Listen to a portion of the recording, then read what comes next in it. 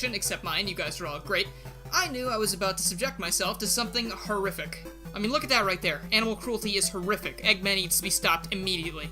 I actually regret playing this game, and it honestly is some of the worst the series has to offer, in my opinion, in terms of platformers at least, and it really makes me appreciate Genesis Sonic 2, even though I'm not really a huge fan of that either. This time around, I elected to start with the Game Gear version, since people seem to be especially annoyed with that one, so why not get the worst out of the way first? Now, obviously, the first drawback is that the screen size has a huge decrease from that of the Master System version, and while in 8-bit Sonic 1, this wasn't a huge problem, and in some cases even made the game easier, here it adds a slew of new issues, since they didn't really diverge much from the Master System version when they made this port. I'll definitely be bringing that up shortly, but aside from that, the game plays pretty similarly to the first one. Now, let's dig our own graves, shall we? First up, it's Underground Zone. Yeah, that's like whoever designed this game had the rest of the Sonic devs. Regardless of how I feel about this game, one thing I really liked was the special art they included for each zone. I'm not sure why they put Tails in all these, since he's basically the Princess Peach of this game, but little details like this can really only help the game. Sonic 2's first impression isn't a great one. Imagine if Sonic 1 had started with Marble Zone, and you've pretty much got the idea. Spikes fall from the ceiling, sometimes you see them, sometimes you don't. There's spring platforming around lava that you will fall into if you haven't played the game before, and plenty of secret passages that hide goodies for you to collect. Right about here is where I noticed that you don't have the spin dash despite it being introduced in the Genesis version of Sonic 2. But, you know, honestly, it really wouldn't have done too much for the game overall, it's just a small nitpick. Sonic also has the chance to ride minecarts in this level, vindicating the claims of the zone's title card. I didn't doubt you for a second. This is another trial and error type gimmick where sometimes they want you to jump out of the cart before the track ends or else you'll be in for a world of hurt, and other times it doesn't really matter unless you're a speedrunner, in which case that is a reset. In the third act, I was starting to wonder where all the hatred for this game was coming from. What I'd played so far hadn't been stellar, but it also wasn't unforgivable, but it was at this moment that the fun began. After what marks the first time Robotnik saves Sonic from a fiery fate, Nemesis Goal's right there, he makes you wish you'd been baked at 450 till crust golden brown.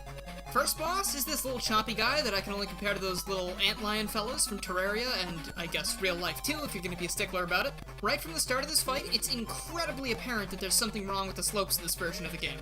Rolling down hills prior to this didn't feel bad, but apparently once you're moving down a hill, Sonic will do everything in his power to stop existing, and there's not much you can do about it. After a handful of deaths that I didn't feel were my fault, I decided to boot up the Game Genie, that way I had infinite lives, and you may call it cheating, but I call it justice.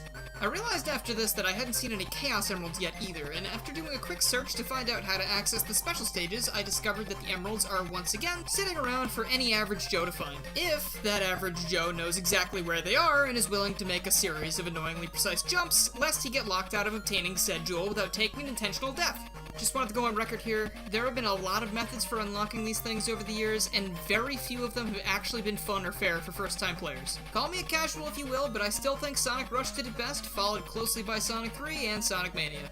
After coming to terms with how irritating it would be to collect the 6 all-powerful ring pops, it was time for a rematch with the Egg Antlion.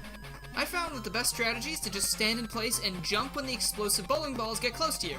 But every time I would look to see if the cretin was dead, it wouldn't be, and then it would hit me with a surprise strike with one of its faster-moving projectiles. Then to top it off at the very end, Robotnik runs out of patience and tries to rush you, and I'll admit it did get me the first time, again, because there was just a slight pause between the last bowling ball and him, so I thought the fight was over. Yep, seems like they're not above stuff like that, and this is only the first zone. Zone 2 is Sky High Zone, and when I covered a Mania mod based on this stage, I made a weed joke, which was a really low-hanging fruit, or a sky-high one, depending on who you ask. It's almost like comedy is subjective or something.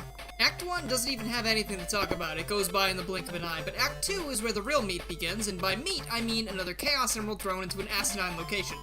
Seriously, blink and you'll miss it. I wasn't even sure if I collected the thing, since I wasn't listening closely to the game audio. Boss 2 is this ostrich-looking thing that gets mad at you because you destroyed its children, and this got me wondering if Robotnik programmed maternal instincts into this thing, or if the robot was just totally innocent in all this, and I was the monster the entire time. Then I stopped pondering and made sure the bird would never repeatedly drink water ever again. Now, did someone order a water level?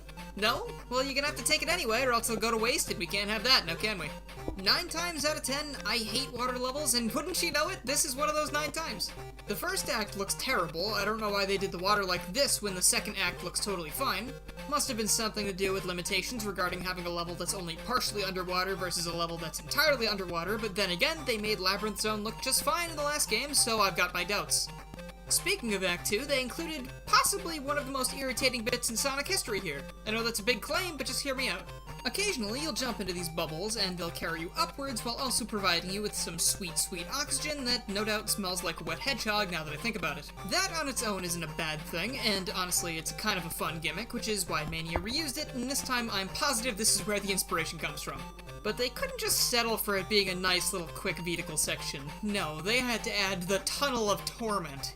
A corridor that goes straight up for what feels like 25 years, that's filled with so many cheap obstacles that you'll have tunnel vision for getting through this struggle within minutes of attempting it.